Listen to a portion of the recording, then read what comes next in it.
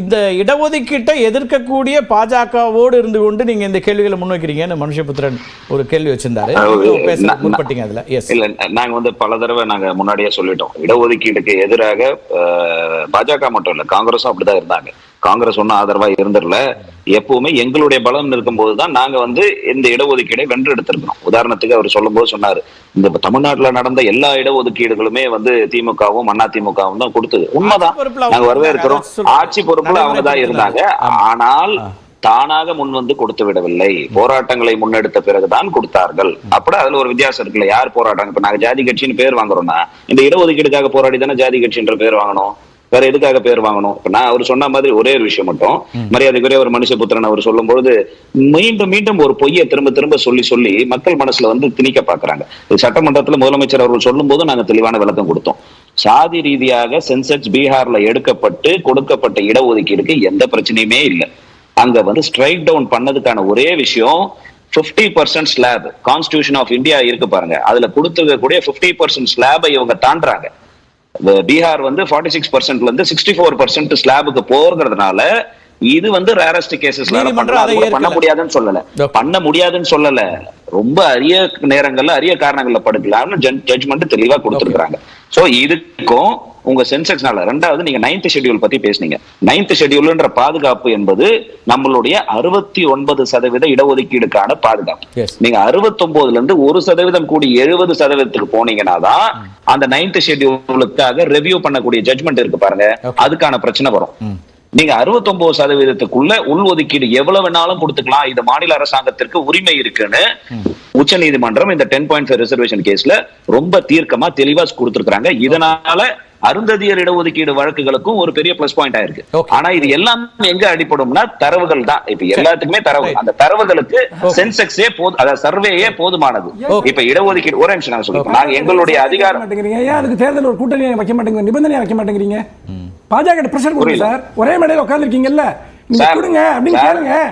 இவ்வளவு பிரஷர் பண்ண முடியாதுன்னு நீங்க சார் பிரஷர் பண்ண மாட்டேங்கிறீங்க.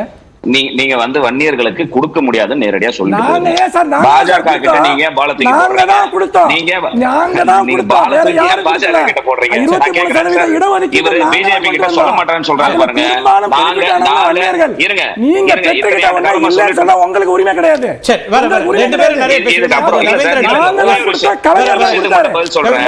ஒரு விஷயத்துக்கு மட்டும் பதில் சொல்றேன். பிஜேபி பிரஷர் கொடுக்க மாட்டேங்கிறாங்க.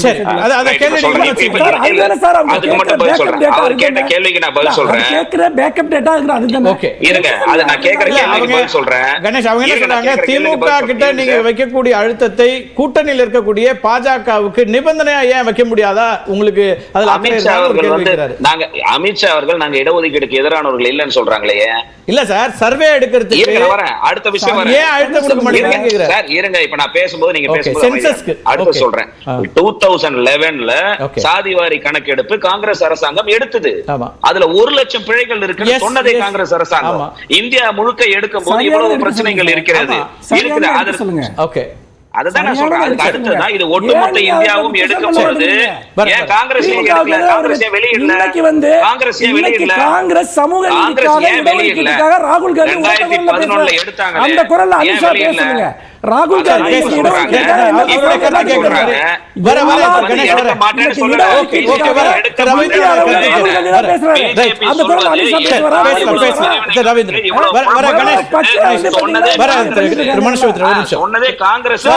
ராகுல் காந்தி சரி, ரெண்டு பேருடைய கருத்து பதிவு செய்யப்பட்டிருக்கு. ரவீந்திரன் ஒன்னு தம்பி அக்னீஸ்வரன் ஏடிஎம்கே தன்னோட கருத்துக்களை பவர்ஃபுல்லா சொன்னாரு. பட் தம்பி கடந்த காலத்தின் கைதியா இருக்கிறாரு. அதிமுக திமுக அக்னிணை பொருட்கள் ஸ்டாலின் நீங்க நிகழ்காலத்தின் கைதியா இருக்கீங்களே. எஸ், அதான் சொல்றேன். அவர் சொன்னதுல இருந்து என் தம்பி சொன்னதுல நான் சொல்றேன். அண்ணா திமுக அணிக்கும் திமுக அணிக்குள்ள வித்தியாசம் 24%. ஒரு ஹெவி வித்தியாசம். இந்த மாதிரி ஒரு வித்தியாசம் 99லயோ 2009லயோ ஜெயலலிதா அம்மையாருக்கும் கலைஞருக்கும் இருந்ததில்லை. 5% தான் வித்தியாசம். இது பெரிய ஹெவி மாசிவ் டிஃபரன்ஸ். அதே வேளையில அண்ணாமலை முன்னே நடத்தக்கூடிய தேசிய ஜனநாயக கூட்டணிக்கும் அதிமுக கூட்டணிக்குள்ள வித்தியாசம் ஒரு 5% தான். அது ஏரியா வைஸ் பெரிய அளவுக்கு மாறுதல் இருக்குது. டீப் சவுத் ரொம்ப மோசமா இருக்குது, அப்பர் சவுத் மோசமா இருக்குது இவங்க அணி.